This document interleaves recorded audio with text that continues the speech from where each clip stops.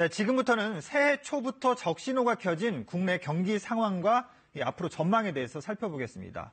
자, 지난해 12월에 반도체 수출이 27개월 만에 처음으로 감소로 돌아섰다는 기사가 나왔었는데요. 새해에도 이런 부진이 계속되고 있습니다. 자, 1일부터 10일까지 열흘 동안 수출을 보면요. 1년 전보다 무려 27%나 줄었습니다. 이 반도체 산업은 우리나라 수출의 5분의 1을 차지할 정도로 이 경제의 버팀목인데요. 이 반도체 여파로 새해 첫 열흘 동안 전체 수출도 7.5% 감소를 했습니다. 자, 그런데 걱정스러운 것은요, 이게 일시적인 현상이 아니라는 겁니다.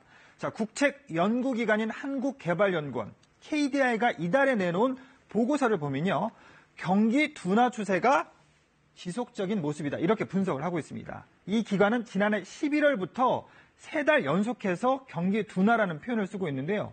11월에는 전반적인 경기는 다소 둔화되는 상황이라고 했더니 12월에는 경기가 점진적으로 둔화되는 모습이라면서 경기 둔화가 갈수록 심각해지고 있다고 진단을 했습니다.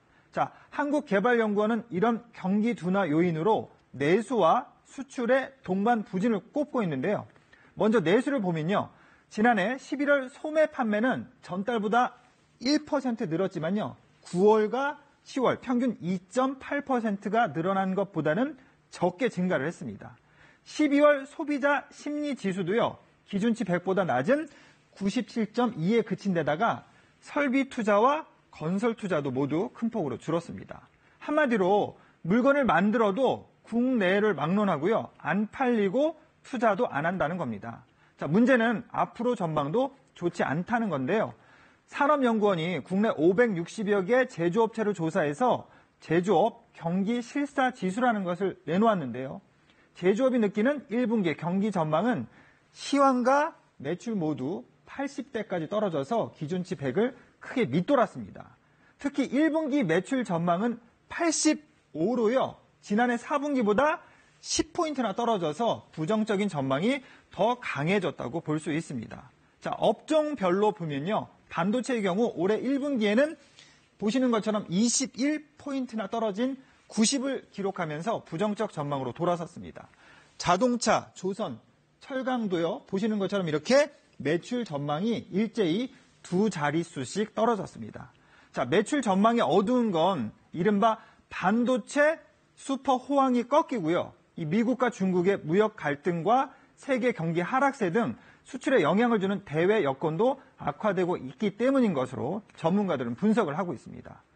자, 이렇게 새해부터 경기 전망이 좋지 않다 보니 정부의 고민도 깊어지고 있는데요. 이 경제인들을 만나는 횟수도 부쩍 많아지고 있습니다. 자, 김수현 청와대 정책실장이 지난해 말 대기업 임원들을 비공개로 만난 데 이어서요. 지난주에는 이낙연 국무총리가 삼성전자를 찾아서 이재용 부회장을 만났습니다. 자, 여기에 신년 기자회견에서 체감할 수 있는 경제 성과를 강조한 문재인 대통령도요. 내일 4대 그룹 총수 등 기업인들을 만나서 현장의 목소리를 들을 계획입니다. 자, 전문가들은요. 기업과 정부가 자주 소통을 하면서 내수 부진을 막을 수 있게 협력을 해야 하고요.